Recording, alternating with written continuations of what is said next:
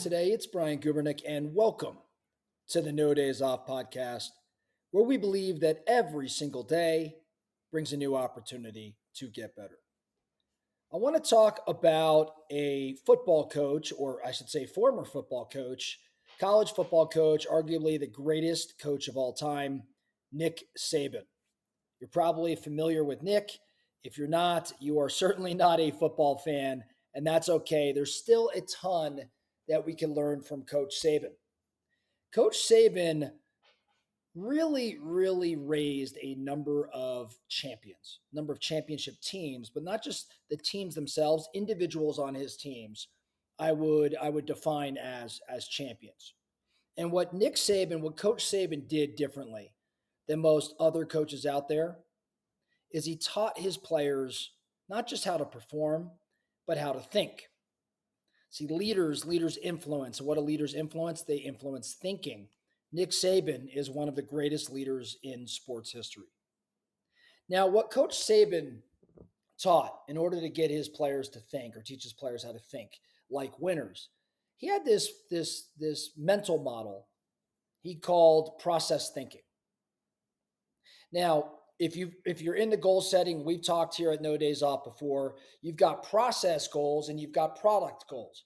Process goals have to do with all the steps that you take to get to an end goal, a product goal. So it's lead measure, lag measure, process versus product. Nick Saban taught process thinking. It was a mental model. Now, what is a mental model? We talk about it a lot here. I am a huge fan of Charlie Munger, and I've said many a time, Charlie is the master of mental models. But what are mental models? Mental models are really just frameworks that we use to examine problems, that we use to make decisions, that we use to really understand the world around us. They help us unspool, I would say, the universe's tangle of information, right? Like the idea is make things a bit more manageable.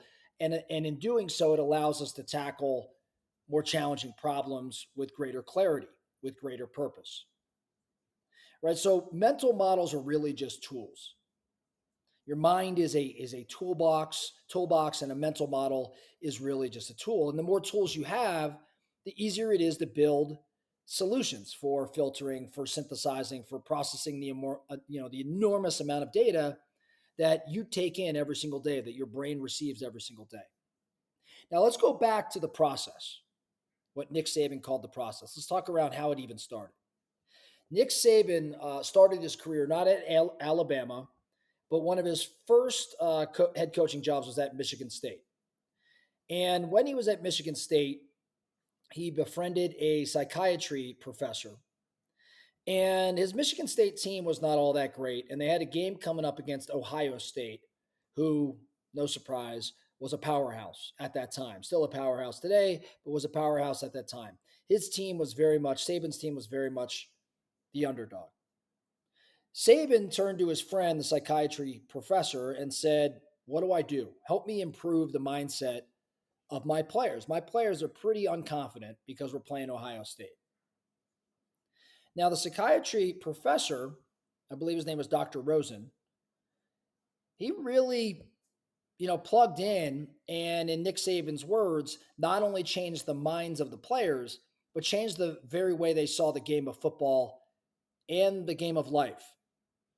See, what Dr. Rosen taught the players and what Nick Saban doubled down on, he taught them that the average football play lasts only 7 seconds. So from the time you hike the ball until the conclusion of a play, a single play, it's about 7 seconds.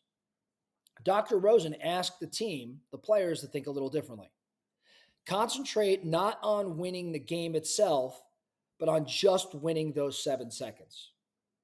Ignore the scoreboard entirely. Ignore the game clock. Ignore Ohio State. The 7 seconds of that play are all that matter. And if Michigan State could outplay Ohio State for 7 seconds more times than not, then there's a good chance they're going to end the game victorious. Now, the game started, game day arrived, game started, and Michigan State did not exactly take off in the way that Coach Saban had hoped. They were down by 15 points in the second half. And Coach Saban leaned into his Michigan State players and he said, remember the process, trust the process. And they did. And despite the deficit, uh, they were undeterred by their circumstances. And they had faith in this process because, frankly, they'd probably been brainwashed or they'd been coached by Coach Saban around this process. And they clawed their way back into the game and they ultimately won the game in a pretty dramatic fashion. And the process, and how Nick Saban's known for the process, it was really born. In Nick Saban's own words, he said, there's probably one really memorable game that changed the whole dynamics of the psychological approach we use to motivate teams. And it happened when we played Ohio State in 1998. They had been a number one team all the way through, and we were 4-5 and not a very good team.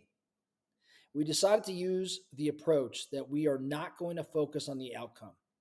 We were just going to focus on the process of what it took to play the best football you could play, which was to focus on that particular play as if it had a history and life of its own.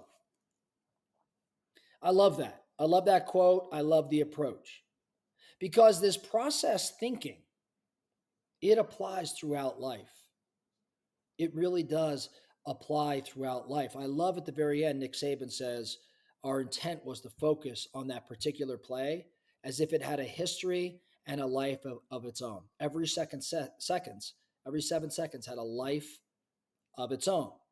Now, process thinking applies all throughout our life, and it's pretty powerful. The plays, of course, are a little different than what happens on the football field, but they're really metaphors for all of life's contests. Coach Saban, Dr. Rosen, their philosophy was pretty unconventional. But that mentality spread through the world of sport, and it found its way into the lives of everyday people. As a matter of fact, I've been talking recently about Ryan Holiday, the author Ryan Holiday, in his book, The Obstacle is the Way. And the obstacle is the way, part of what is discussed in that book is, in fact, the process. No coincidence. Ryan Holiday says, whether it's pursuing the pinnacle of success in your field or simply surviving some awful or trying ordeal, the same approach works. Don't think about the end, think about surviving, making it from meal to meal, break to break, checkpoint to checkpoint, paycheck to paycheck, one day at a time. When you really get it right, even the hardest things become manageable because the process is relaxing. Under its influence, we needn't panic. Even mammoth tasks become just a series of component parts. Facing challenges, striving towards these crazy goals, these things that the No Days Off Nation, all of us listening, all you guys listening, you face obstacles, you have big goals. These are pretty daunting things, right? Like they can be very daunting, even for the best of us. The magnitude of the effort can be overwhelming. And sometimes we may want to throw in the towel before we're even close to getting to where we'd like to be. But if you break down the effort it takes to get to where you want to go, and you break it down into small parts that you can control right now, call it the 7-second play, it suddenly becomes less intimidating. And that's the fundamental value of the process thinking mental model. So you got to let go of the past and its failures and its successes and resist the impulse to imagine what I would say is the uncontrollable future, right? So just focus on what you can control.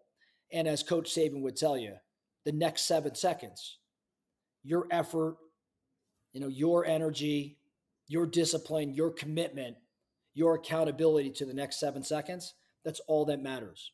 And when that whistle blows and that play ends, now you start again for the next 7 seconds. I think there's a lot to think about here. I'll end with, an acronym that I heard from Nick Saban that I think about quite a bit. And it's the acronym WIN, which stands for obviously win, but the acronym itself, WIN, it's what's important now. WIN. What's important now. Coach Saban has redefined the very notion of victory to emphasize not a future outcome, but this moment and this moment alone. What's important now? The next 7 seconds. What can I do right now? Find value in where you are at this moment. Insulate yourself from unproductive worry and just get after it and trust the process. So the focusing question today, where does this apply in your world? Where can you take a step back and ask yourself, what's important now? And then just play the next moment all out. And you win or you lose, but now the play resets and play the next moment all out. And as you continue to work through the process, if you win enough times, at least win more than you lose, the product, the end goal will work itself out. Where might this apply in your world? Something to take action around today. That's all I have for you today. The No Days Off podcast. Thank you so much for listening. And remember, every single day brings a new opportunity to get better. So let's get after it.